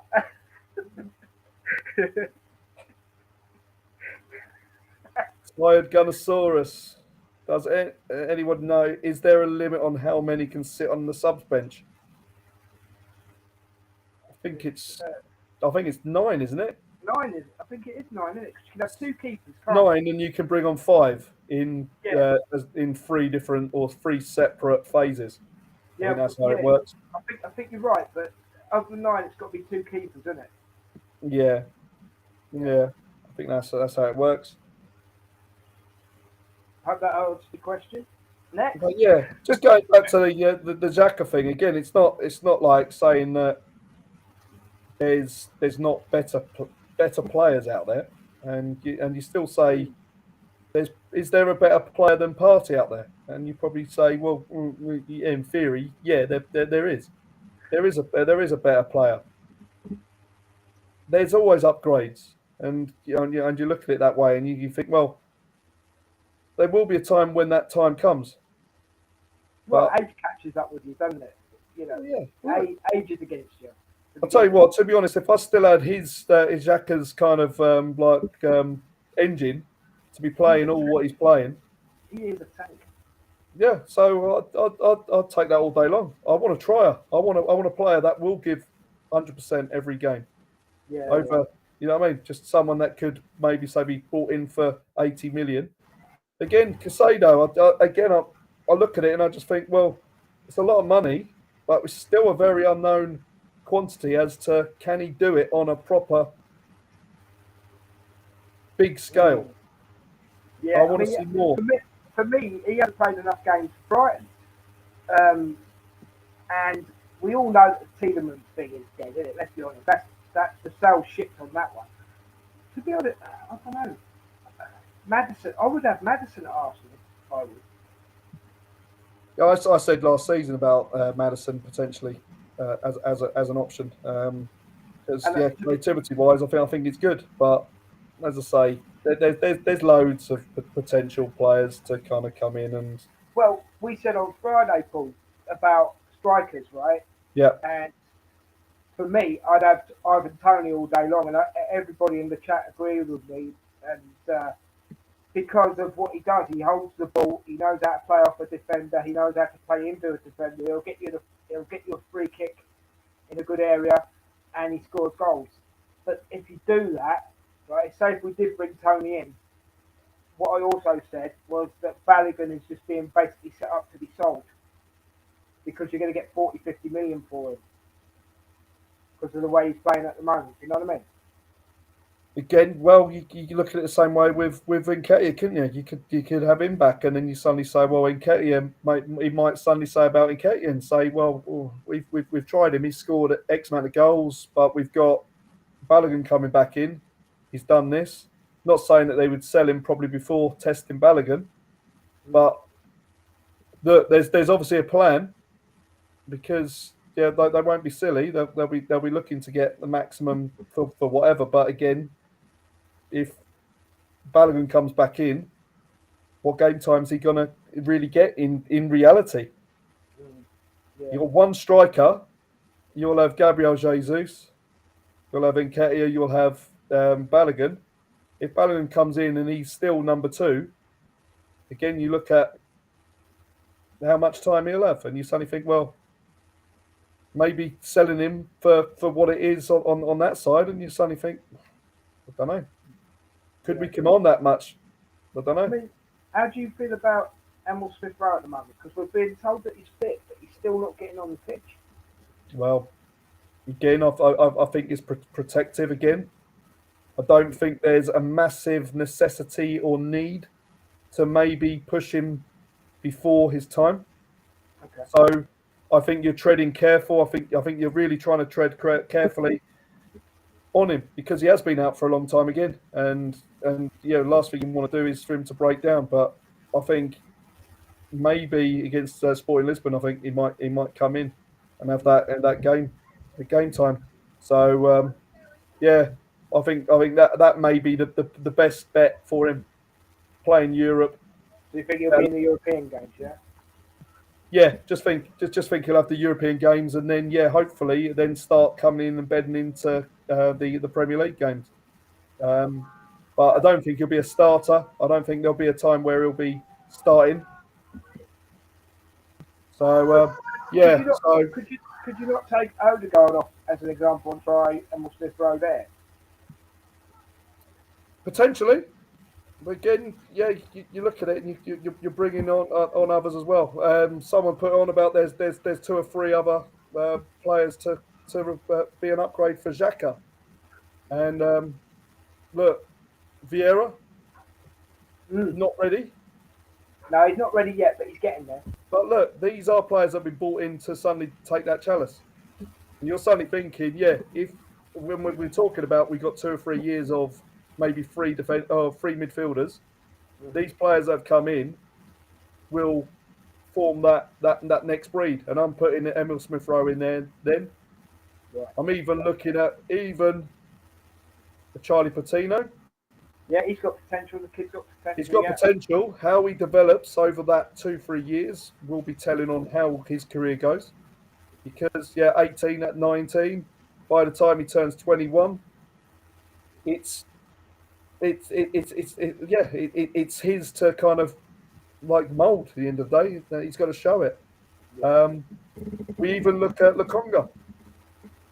You look at it like that, and you think another 3 years on him. If he's getting constant game time and he's playing for those 1-2 years or next 2 years, then there's a player there. Well, Tavares is claiming that he's coming back to Arsenal, isn't he? It's another one. Right. And you're looking about Tierney going. Choices, yeah. I don't want Tierney to go, but it's looking that way. I wouldn't be surprised if he didn't end up at Newcastle, to be honest with you. It's looking very likely, isn't it? They've got to have money to burn, and it's obviously going to be a very attractive place to go, isn't it? When you look at it like that, and you just think, well, they're good. They're potentially good. Well, they should be getting into Europe. Yeah. So look, he'll walk into that team and probably be fine. He wouldn't have a problem, mate. He would not have a problem getting into that Newcastle team. Not a problem at all. Yeah, but in fact, I think he would just stroll in it, to be honest with you. Yeah. So, No, it'd be good. But as I say, Emerson's joined in the chat. All the incoming and outgoings will be dealt with in the pre-season, and where they go to, more than likely it will be the US, a one-off Emirates Cup match. Tino's out of favour with Mick McCarthy. Is he out of favour? I thought he's. I didn't think he was.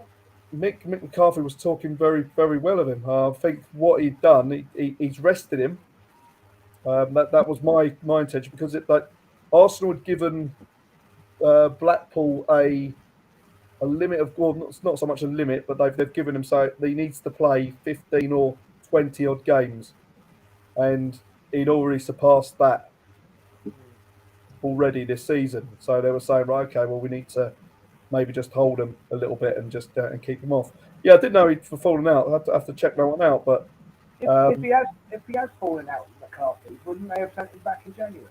Well, you'd look at it like that. They'd obviously be in close conversation with him, wouldn't they? If the guy's not getting game time or he has fallen out, then he's not going to get the desired effect, is he, for that loan? But look, as I say, at the end of the day, it will. This summer will be moulded again from going into the It's going to be a big summer fall. It's going to be a big summer of outgoings and comings, isn't it? Again, trimming it up a little bit more and then bringing in players with even more confidence and quality. Because again, with we're still interested in that Italian lad, aren't we? But is he a defender? Pesnada? I never get it. Look, we were linked with about 420 different players last season. We are roofing, aren't we? Because we're in Champions League, it'll go up to about 750. So we look at it and we think, I don't think there'll be a huge trimming as such. I think there'll be a few of the players that kind of are really on the cusp and maybe say haven't hit 5 games of the season being played, that they will get trimmed from the squad and moved on. But we're going to need numbers. We're going to need numbers in this squad for hitting the Champions League and going on another push, obviously, for the league and even the cups and trying to make a fist of every competition, because that's what we need to be in, and we need to be there and ready to go on to competition, and that's the place where we need to be. We're not there yet, but that's our job for next season. Some good cup runs and back this one up. Because there's no point doing this so they go into next year and be also rounds and just again. Look, I still probably wouldn't say potentially it would be a proper total failure if we go and say win the league this year or we finish second and then we still don't go and win it, because we know it's a tough place to go and win the title. We know it's not given. It's not given for City. We don't know. We don't know how tough it's going to be. We don't know who's going to improve, but I don't know how much we're going to improve as well. And it's going to be. It will be an interesting summer, and how many players to bring in? Holodonkey. He must be. He's a new face in the chat. We need 5 new faces for next season. Yeah, we probably are going to look for a similar kind of number. I think from like last season. In all honesty, again across the whole team. And we talk, if we do lose Tierney, then look, I know we'll have Tavares come back, and if he does come back, then it'll be interesting to see how he is, because it was it ended sour, didn't it, last season for him, and I think this season might have given him a bit of confidence on that side, but it also might have opened Arteta's mind to how we could potentially use him. Tavares is still getting their cards though, isn't he? Yeah. So. Well, we'll have to see. Maybe Tavares is a selling point as well. You never know. I know. I must admit, you said about the Conda. I kind of feel sorry for that kid, because there's a player there, but it just doesn't. He hasn't shone at Arsenal yet. No, but that, again, you don't always shine by coming to a new league. That's true. And you think, he probably does need game time and he needs consistency. And this is why I said about it. It's not just like, say, a Lokonga. It's like a player like Nketiah. Again, he needs game time. He needs consistency. He needs to be playing with a full strength team like he's now been doing. Not playing in, say, a team that's been weakened with substitutions and giving 5 minutes, 10 minutes here and there. He needs to be played full on. But you also then look on the flip side. When was the last time that Nketiah has probably played this much football at this intensity in his career? And you're suddenly thinking, well, maybe that rest might have been needed, because obviously what he's had to do. And I know he'll be young. That'll be the thing going on. He's young. He should be used to it. But it take a bashing through those games, and it's one of those where, he's got to get used to it. But again, when it's not really come at him at that kind of level, then it'll freshen up here over time. But there's still loads of games to go. So it'll be an interesting one. Yeah, and when we look at Reece Nelson as well. So maybe another one. Reece Nelson, yeah. and almost forgot about him. Actually, that's what it's like. That's what it's like at this season, right? Because the team is so structured and doesn't seem to be breaking down. You forget about players like Reece Nelson. You know, you forget that he's been injured and he's on the bench. It's a funny season, Paul. I've not known a season like it in years, mate. Yeah, As an Arsenal supporter, you know. There's just so much to fill you with optimism. That's what I'm saying, and we look at it like that, and we think we've been so long, been pining for positivity. We've been pining for that real feel-good factor, and it was probably it hasn't. Well, it definitely hasn't been since obviously the hybrid days, and you look at it like that, and to be promised where we were going to be going to the Emirates, we'd have expected that those feelings to have been quicker than they have been to get to this point. So, yeah, but look, we make sure that we don't drift off like we did back then. Yeah, we can't have any more dips. Well, look, with the time to back us was when we moved to that stadium and improve on that squad. Yeah. But we know that, and we sold our jewels and we left ourselves very short. But Arsene Wenger, how he managed to still do it year in, year out with what he had. To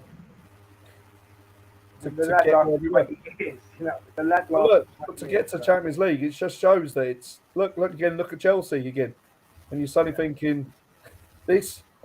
He never really done that. Never lost the dressing room once. Never, and it was like literally every single year. The injuries he's had as well to key players.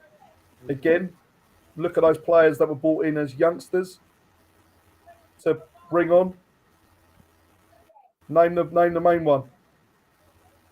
Midfielder. Midfielder. Who was the midfielder he brought in to basically replace, but will be the new Patrick Vieira? Oh, no, got a mental block. Sorry, I'm having one of them nights. Diaby. Oh, yes. And obviously that was one where he was saying he was like, we've got almost like the next best player to come in. He was saying he was the future, wasn't he? He was saying he was the future. And he has that little crunching tackle by at Sunderland, wasn't it? And it was just just horrible. But it is what it is. And look, sliding doors moments. So this is why I go back to that, Kieran Tierney, where again, luckily Tierney's able to still play, but Diaby obviously never the same, and whatever. And that did have potential as well. He did have potential. Yeah. So someone was Tony. Tony was on the Easy Talk the other night, and he said he enjoyed Adebayor being at Arsenal. Oh, God. Look, and this is my a misconception of him and how it ended up. And Adebayor I loved him as a player when he was at Arsenal because he was that real threat. But for him to say that he wasn't respected and liked by fans at that time was absolute baloney, because his song was being sung probably one of the most frequently in that stadium at that time. So I couldn't quite work out why that was, because I went every single game that season, and you could hear it all the time, just flying through the stadium. And then for him to then come out in the summer and say, "Oh yeah, I left because he left because there was a poll saying would he have been better than Thierry Henry?" It was something like that. Something like that. And an online poll said no, and it was like, get over it. And it was like, what's that? And then all of the stuff that he done afterwards was born on that, and it was like, well, don't get me wrong, I'm not Tony. If if he enjoyed Adebayor being there, that's all part of being a fan. That's fine. I mean, I enjoyed Van Persie being at Arsenal, but that ended, rubbish. Yeah. So we've all probably got one where we go, oh yeah, but I liked him, but it's upset somebody else. You know what I mean? You know what I mean? Yeah, that's it. Again, it's being advised as well. We look at Anelka. We look at that. Yeah. And Biggest how many Friday records potentially he could have broken had he stayed at Arsenal? Yeah. And I don't think we'd have been talking about Henry as much as we do if he had stayed and had a career that would have maybe spanned just Arsenal. Prolific goal scorer, but a crybaby centre half. Well, yeah, he was hadn't grown up and he was ill-advised by some greedy brothers, weren't they? Yeah. Actually, Alex asked a really good question on Friday. Yeah. Prolific goal scorer who will score you 30 goals, right? Or goals across the team. Which would you rather have? I would probably have goals around the team. That's what we all said. Because we've seen that through Man City, haven't we? Mm-hmm. Where we can say Haaland, he scored 27 goals. Yep. But again, if he doesn't score, then the goals kind of dry up. Yeah, they'll have the sporadic moments, but again, they don't look half as dangerous as they were without that striker or playing as a false nine. So because even if you've got a prolific scorer for, and let's say he scores you 30 goals, I said this on Friday, it's the truth. Even if he scores you 30 goals doesn't win you a league, it doesn't win you a cup. Do you know what I mean? So ask Harry Kane. Yeah, exactly, and that's exactly what we said on Friday. Yeah, as an example. Oh, he did. He got presented with something, didn't he? He got presented with a trophy. They've got it in the Spurs trophy room. Yeah, they have. All time top scorer. It's got in the Tottenham library in their trophy cabinet. But it didn't win him nothing. No. So no, definitely goals everywhere. Yeah, that's harder. That's harder to defend, isn't it? Obviously, goals raining in from anywhere. Yeah, can you imagine shots from all over outside the box, going in from left, right? It's going to scare a keeper. It's going to scare a keeper, mate. If you think, oh, hold on, so and so can pop you one from 25 yards away, you've got to be thinking all the time. You've got to be on it all the time. And if you think, hold on, there's 5 or 6 players, 7 players who could score here, instead of thinking, hold on, there's a striker, right? And I know he's a good goal scorer, but I've got to think of how I'm going to stop him. It's a do you get what I'm saying? It's a totally different mindset. It's a totally different mindset. Because there are teams that just focus on their striker to score the goals a lot of the time, But like Arsenal this season, they've got it going all the way through the midfield and down the wings and wherever they're coming from. As a goalkeeper, you're scared because you've got to be totally on your game, 100%. It's not like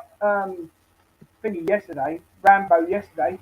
He could have, like Scott said, could have had a lay down and had a nap. Do you know what I mean? Yeah. But Ward was scared because he knew that there's 5 or 6 players that could have put one behind him. 100%. Sorry, just go and chat. John Gooner. Evening, Mr. Enforcer. It'll be quiet in Geordieland tonight. Oh, tell me about it, mate. Yeah. Mate. They'll be on curfew now. They'll be. No, they won't be happy. They won't be happy. You know what it is? They'll have a bottle of Nuki Brown at home. And they'll order in a kebab, and they'll all be sitting at home now moaning about it because that's what the Geordies do. Colin said Balogun should stay, Eddie should be sold, and then Arsenal get a change of style striker. Colin's trying to be controversial. Yeah.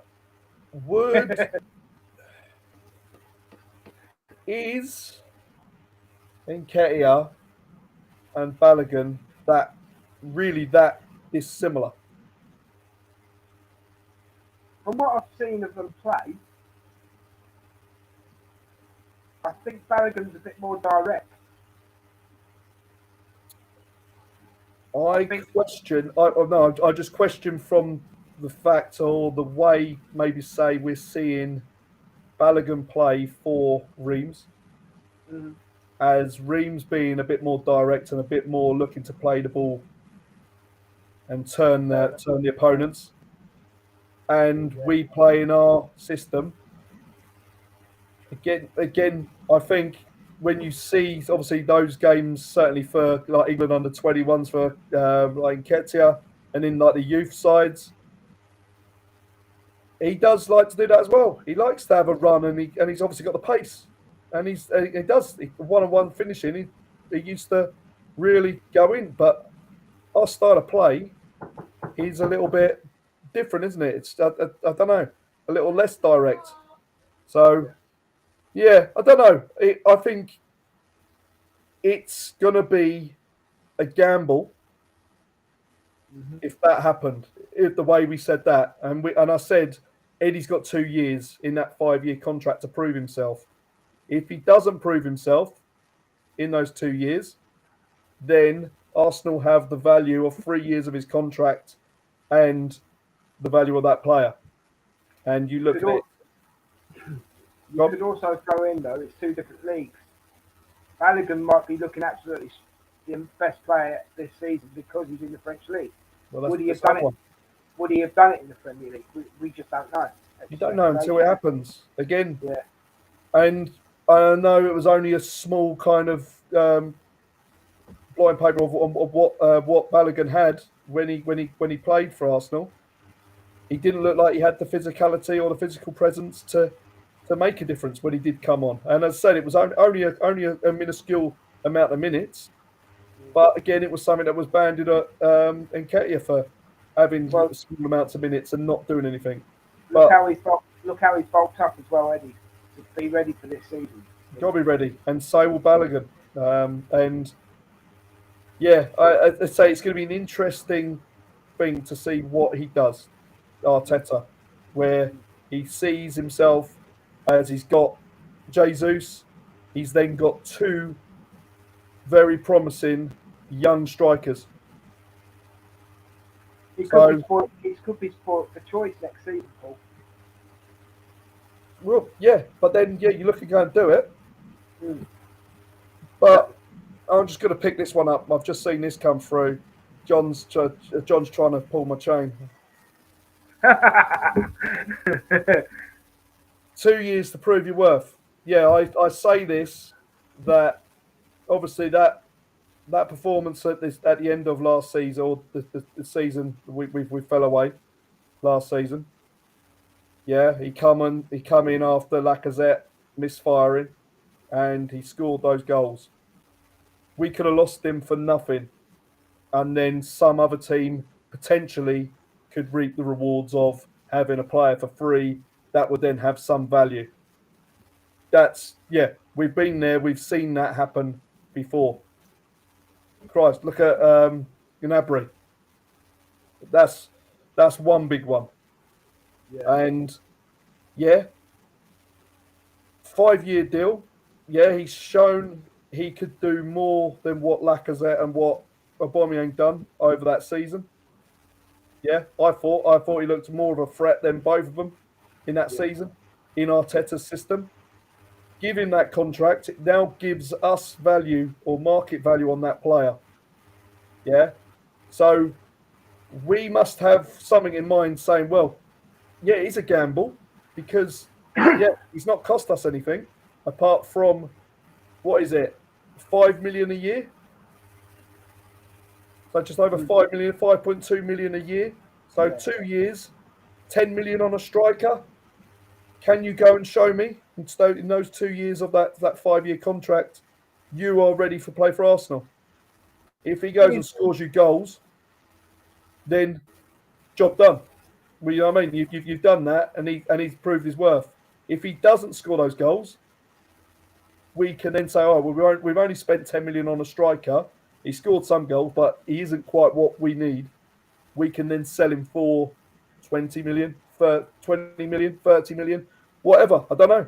You look at it and you think 3 years for a player with that potential. Well, I agree with you, Paul, but I'm going to look at it from the player's point of view, right? Okay, if I'm offered a 5-year contract by a club, right, I agree to a certain degree, right? Where I would actually be sitting there thinking, right, this is the time for me to prove myself, right? Because I've been signed by a major club. I want to stay here for the majority of my career, if not all my career.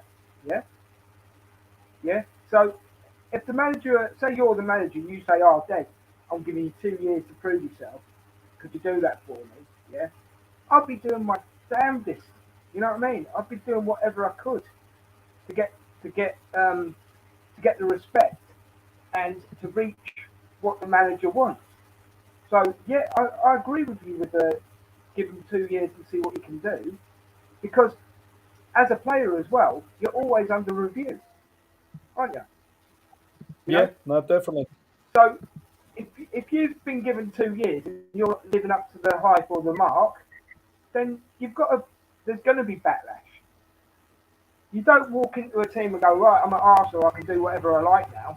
You've got to be, right, I'm at Arsenal, we want to win things.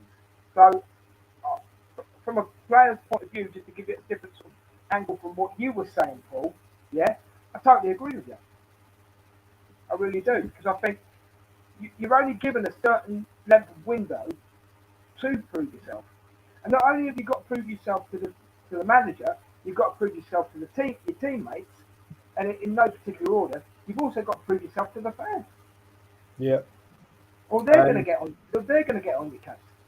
Yeah, no, of course. And following up with John, how many years did Pepe get to prove his contract? But How Pepe many? didn't want to be here, John. He didn't want to be here. Yeah, 2 years. Yeah, Yeah, and 2 he didn't want to be seasons. here. Yeah, 2 seasons. But again, look, if he doesn't do anything, and again, strikers are judged by goals. Yeah, I just I agree. look at Pepe, and we needed a winger. We needed that winger that would go and take players on and really show what he could do. But far too often, he was found wanted and just didn't And show Saka it. shadowed him.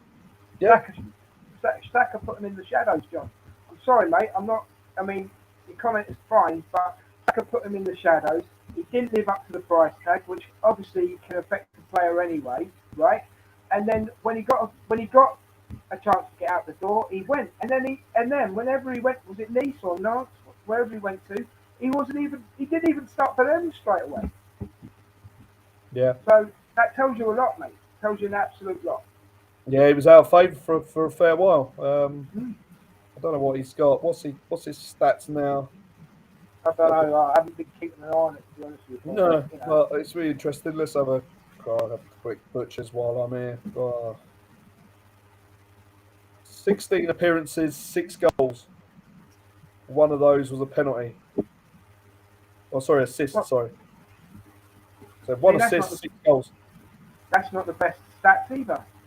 So 23 appearances in total, 8 goals, 1 assist, 2 yellow cards. Still not the best, is it? You know, No. Again, so, you're wanting to set the place alight again. But sure. look, let's have a look. And before chat goes mental, I know there's loads of people in the chat that probably like Pepe, but he's a case in point. You can use him as an example. You know what I mean? It's not that I don't like. If he'd have come to Arsenal, don't get me wrong. If he'd have come to Arsenal, all guns blazing, we wouldn't have been talking about him like this. Yeah, but he's definitely. If you want to talk about this sort of thing, he is the example. To be quite honest. Just going to give a warning, guys. We are probably about 5 minutes away from finishing tonight. I keep saying that. This is Alex, actually. Do your shows have to be 2 hours or around 2 hours? I said, yeah, but my missus hopes they're not. Well, I was thinking, oh yeah, and certainly with our friend from Oz and Scott, and it was like, yeah, we'll try and keep it to an hour, but as I say, we can talk for Christ. I'll tell you what, Paul. In future shows, mate, if you want to stick to a time limit, we'll do it, mate. I don't mind. I think we'll be all right. We'll get by. Cool. We'll get by. It's fine. Thing is, when we get going, We just can't stop. Flowing. It It's just like keeps flowing, yeah. This show is almost like a pack of Pringles. It is. I want your pop, you can't stop. That's it. It is. It truly is. So it is Declan Rice rumours real. He'll be massive if we landed. Yeah, it will be a big one there. 100%. I would take Rice over Caicedo, by the way. Well, look, I think there's chance to go and get two, but I'd be very wary. I'd get wary on the fee. I'd have Declan Rice at 80 million, but I wouldn't be paying 80 million for Caicedo. No, not at all. Not at all. So and I wonder if we've done damage with Brighton regarding deals in the future. Well, I think they're out to get as much as they can, aren't they? I suppose. But they weren't going to sell him at any price in January, were they? No, that's it. Colin, again, we have players of value in our club now. That's much better than our recent past. Now we have to be smart when to move, keep them. Yeah, it's something that we've neglected for a long time.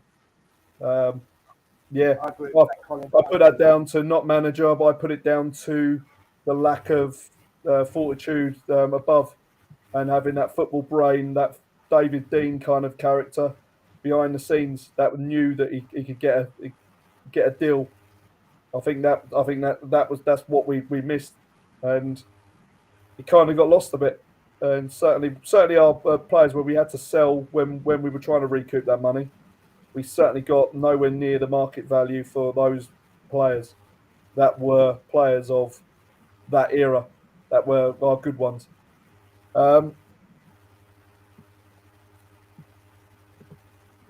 the Gooner again. On a serious note, I can't even remember a striker apart from Ashley Cole and Kevin Campbell coming through our youth club.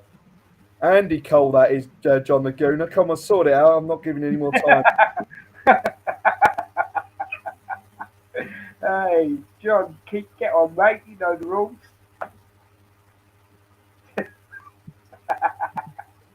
Yeah, Ola Donkey said, Pepe's goals were mostly penalties. Yeah, look, there's a player there. But again, I think you have to have the substance and you have to have the drive. And I don't think he seems to have the drive. Maybe that's his personality. Maybe just looks very, very calm and like relaxed and just a little bit too relaxed and just doesn't seem to do it. But pressure of the Premier League, I think, got to him as well. Yeah, look, as I say, not everyone is built up for this team. No. But yeah, I think we're going to call it there. Emerson, don't forget to plug Ange's show on Thursday. Yeah, and Emerson are live on Cannafodder TV on Thursday night, I think at 8:00. Maybe wrong, but listen out. Click on the bell notification so you don't miss the go live. And tune in for their ladies show. I'm sure it'll be a decent one. It was a good one that I heard on Thursday. So it wasn't a good day for them today, though. They lost to Chelsea 2-0 in the FA Cup. Yeah, I heard. Yeah, not good. But yeah, I'm sure there'll be lots to talk about on Thursday. But yeah, everyone, massive thanks to all your views in the chat and getting all your views in there, because it makes this 2 hours go so quick. So it's all good. There's been some really good stuff for Des. I almost need an assistant to kind of tee it up, because there's some loads of bits I've missed as well. But that just shows that there's been good stuff. Colin, Tide Gunnosaurus, English. Brilliant, English, all of them. Don't forget Sue. I'm off to get some bubble wrap in a minute, Paul, for that statue. Yeah, well, if you can, mate, that's good. But, I've got some in the garage, mate. I'll bring it down to you. But John the Juno just corrected himself. Low Andy Cole, I'm glad he remembered him. But No, all good. But yeah, brilliant. Thank you again. We'll be alive again at 6:30, I think, again next week for another episode of the Big Sunday Show. Thanks to Des Cheers, mate. Come on, for coming on Arsenal again. against Everton. 3 Yeah, points big against game. Everton. Come on. Get 3 Thanks, points, Paul. and then it'll be something to discuss. But yeah, thanks. This is Cannon for the TV. See you later. Come on, the Gooners. Come on, Gooners.